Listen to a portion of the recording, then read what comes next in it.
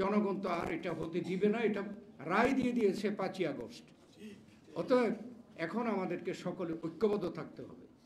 এখানে আমাদের মধ্যে বিভক্তি সৃষ্টি করার জন্য নানা ষড়যন্ত্র চলছে। যারা পতিত সরকার, তার প্রধান, সে ভারতে পালিয়ে গিয়ে অন্যায়ভাবে ভারতে আছে এবং ভারত তাকে থাকতে অনুমতি দিচ্ছে।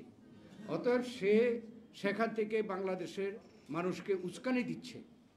এটা দেওয়া স্বাভাবিক, তার মনোব্যথা, তাকে এই দেশ থেকে পালিয়ে যেতে হয়েছে, সে তো চেষ্টা করবে, কিন্তু আমরা তো সচেতন থাকতে হবে। আমরা সকলে ঐক্যবদ্ধভাবে এটাকে মোকাবেলা করতে হবে।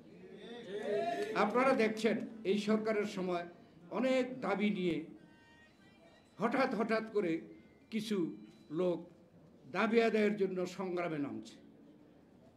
একটু গভীরভাবে দেখলে দেখা যায় যে এর পিছনে হচ্ছে ওই পতিত সরকারের লোকেরা, এবং তারা গ্রেপ্তারও হচ্ছে। চট্টগ্রামে হিন্দু সম্প্রদায়ের পক্ষে আন্দোলন, সেখানে যখন অ্যারেস্ট করা গেল তখন দেখা গেল পতিত সরকারের লোকরা অ্যারেস্ট হয়েছে।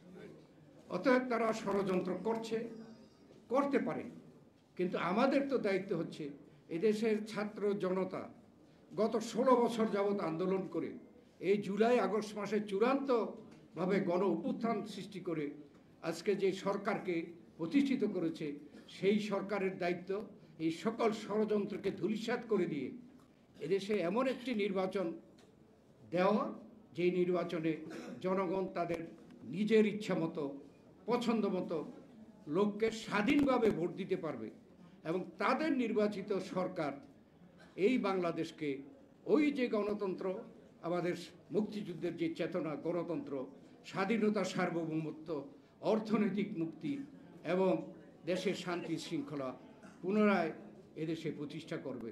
এটাই হবে আমাদের প্রধান লক্ষ্য। আজকে বিশ্ব মানবাধিকার সংস্থা যে আয়োজন করেছে, আমি মনে করি যে গণতন্ত্র এবং মানবাধিকার একটার সাথে একটা অত্যন্ত ওতপ্রোতভাবে জড়িত। এদেশে আমাদের সকলের ঐক্যবদ্ধ প্রচেষ্টা হোক, মুক্তিযুদ্ধের মূল চেতনা গণতন্ত্রকে আমরা প্রতিষ্ঠা করি, জনগণের মতামতকে প্রতিষ্ঠা করি। জনগণের মতামত প্রতিষ্ঠা হলে এদেশে মানবাধিকারের সকল ইস্যু এখানে সমাধান হতে বাধ্য, এবং মানবাধিকার অবশ্যই এখানে প্রতিষ্ঠিত হবে। আপনাদের সকলকে ধন্যবাদ। আল্লাহ হাফেজ।